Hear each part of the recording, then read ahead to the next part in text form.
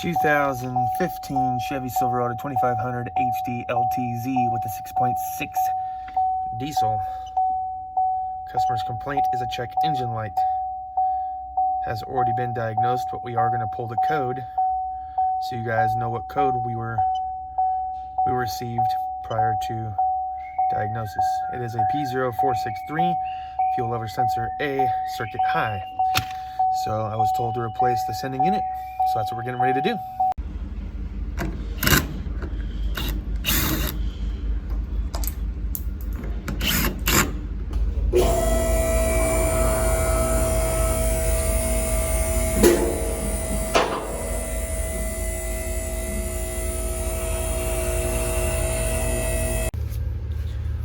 All right, first things first, we're gonna mark the drive shaft so we know exactly where to put it back.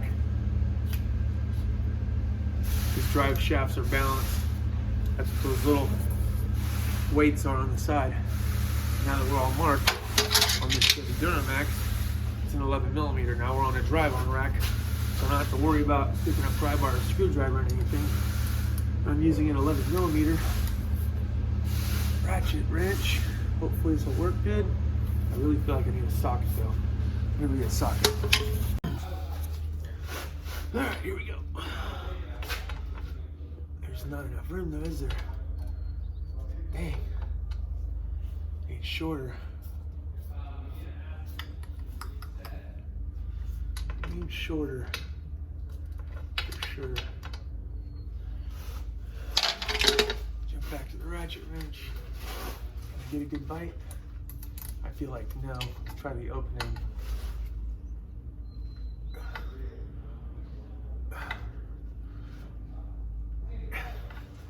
I don't want to overdo it. I'm taking the open end of this Icon wrench and it's literally just spreading it apart. Okay, unfortunately at this point I don't have a really good method to do this. Fortunate for me, the 11mm has a very deep broach. So it's time to make a special tool. We're going over the grinding wheel.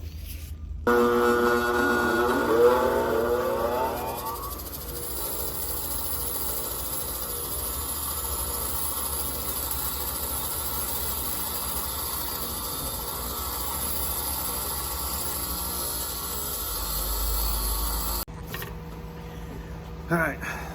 I've shaved it down even more, but we still have some good broach left. Now it's down to the point where I can actually slide it on and I have space between the drive shaft and the bolt. I'm also going to be using the shortest extension I own, which is a snap-on TMX WPI, and it has a slight wobble joint towards the end, giving it me just that extra little bit of angle. Let's run it and find out if it can work.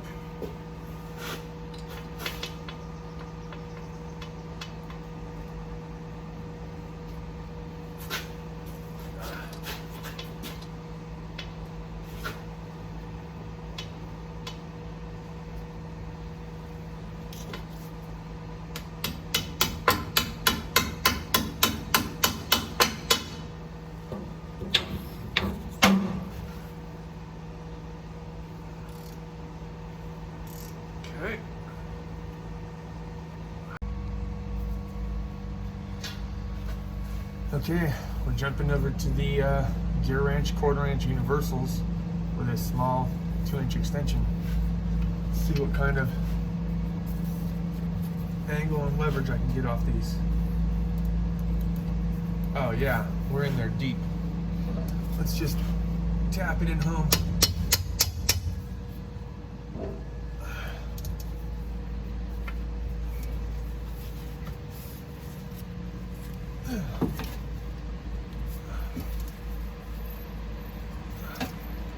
Oh yeah, dude.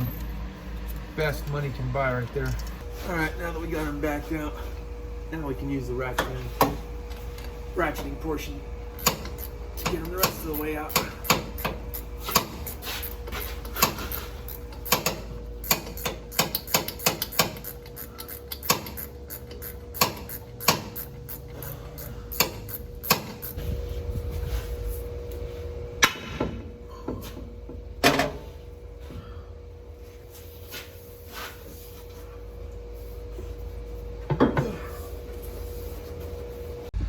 Okay, we get this plastic shield that is blocking the bands to drop the fuel tank, but there's a 13 there, there's a 13 there, there's a 13 there, and we're gonna have to disconnect our fuel fittings, which are right here.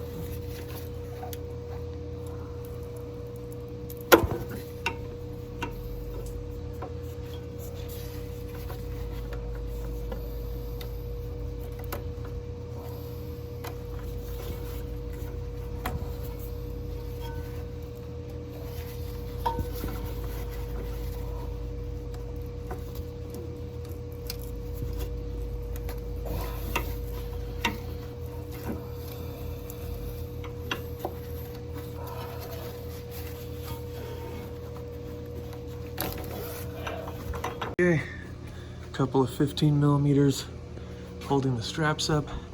We got our trans jack in place, and we got a ratchet strap to toss over the top once we get it lowered down a little bit.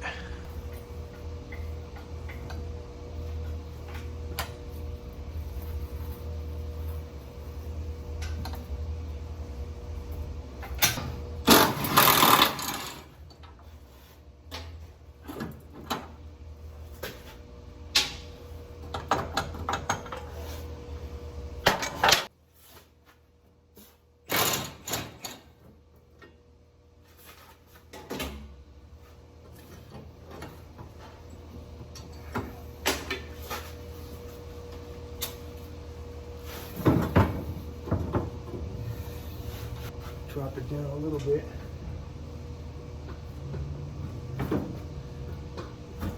Try to get some separation so I can put the ratchet strap in place.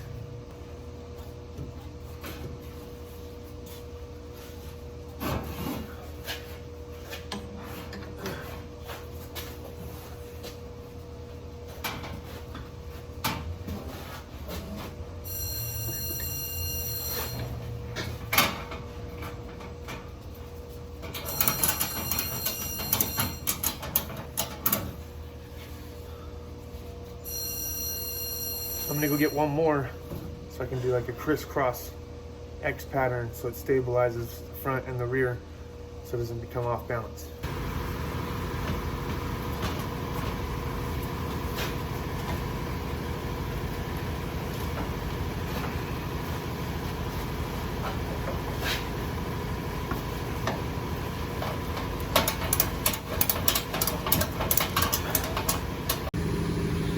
Okay. Fuel line's disconnected, filler neck disconnected. Looks like we gotta disconnect the electrical still. Just gonna push down this tab, slide this side of the way. And what else? We should be able to lower it down and slide this whole thing out. That's my game plan. Let's see. Is this harness interfering? It's not. Okay, let's do it. Pry the safety lock back.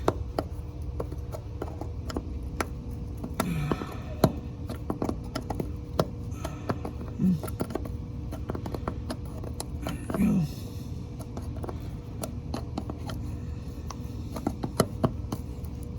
Okay.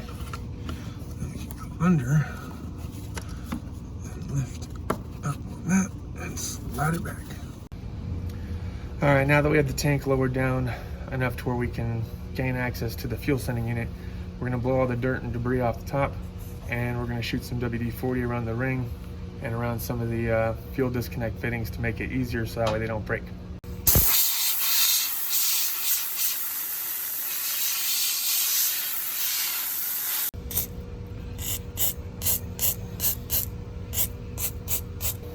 So now I got the 8mm I need to take off this evaporative hose, the hose pinch off pliers to disconnect these fuel lines, as well as twist and hopefully undo the hose. And then this fuel ring special tool number 6599, if I can find it. I'll put the affiliate link down below. I thought this was just for Chrysler, but when I got to the independent shop, I realized Ford and GM also use the same style. So it works great for all three domestic platforms. All right, let's do this. Set that up there for now.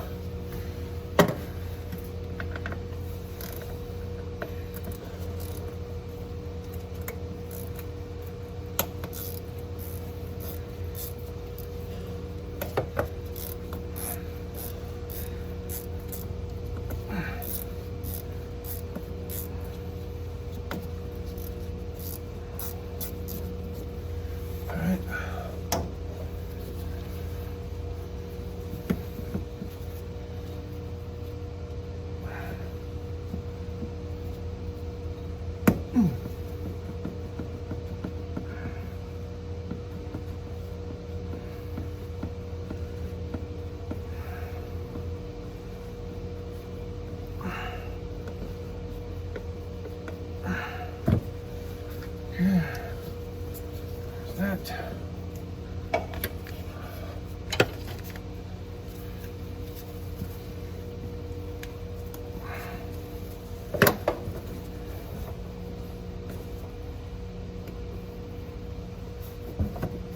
There's that one. And let's see if I can get under here. There we go. All right.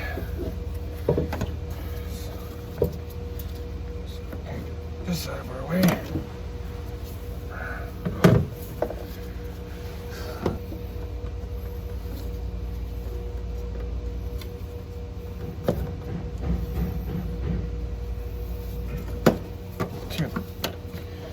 All right.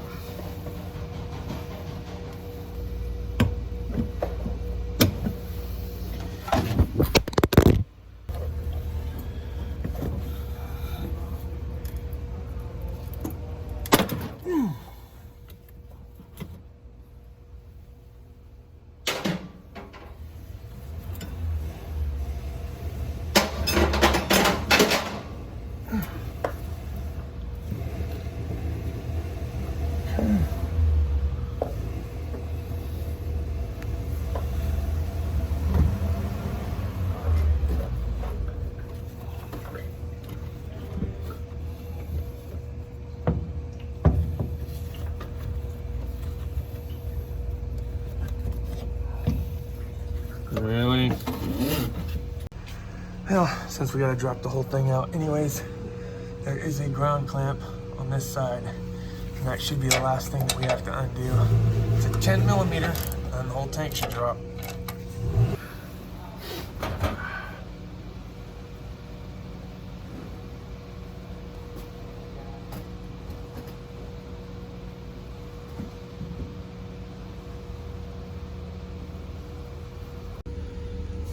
Okay, the fuel pump is now out. I believe this is the only part that we're changing out is the float. We'll see.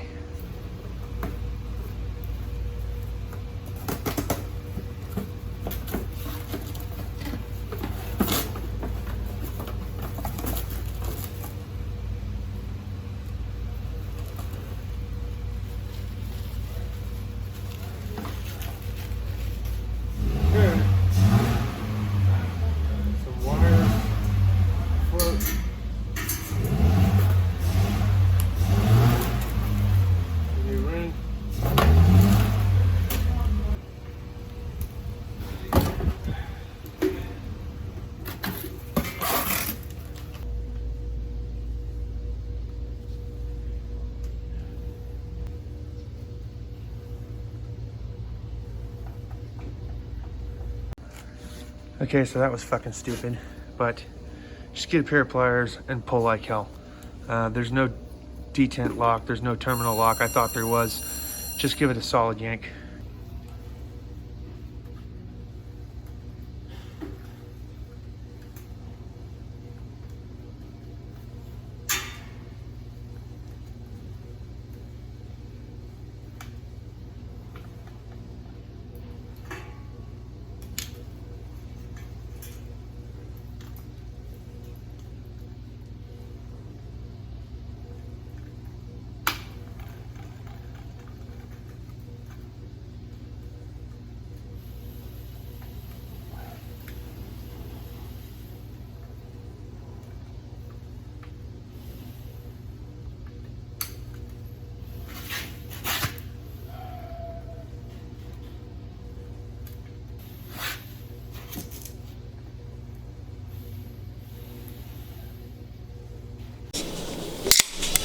What's going on, everyone? Justin again, as always. Thanks for watching my channel. Welcome back.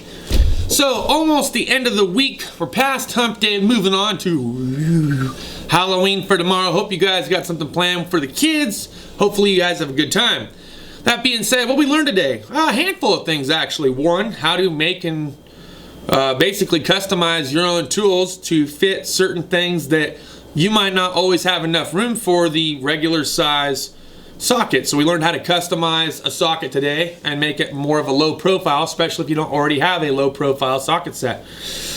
Another thing that we learned today is that the Gearwrench swivels are freaking awesome, and I have been using them and they've been phenomenal, and I'm not sure how many months I've had them now, but they've been kicking butt and they do get down in some weird spots and the right angles for certain applications. We also learned that the Icon reversible ratchet wrench open end portion is also pretty weak when it comes to taking off something like a drive shaft bolt.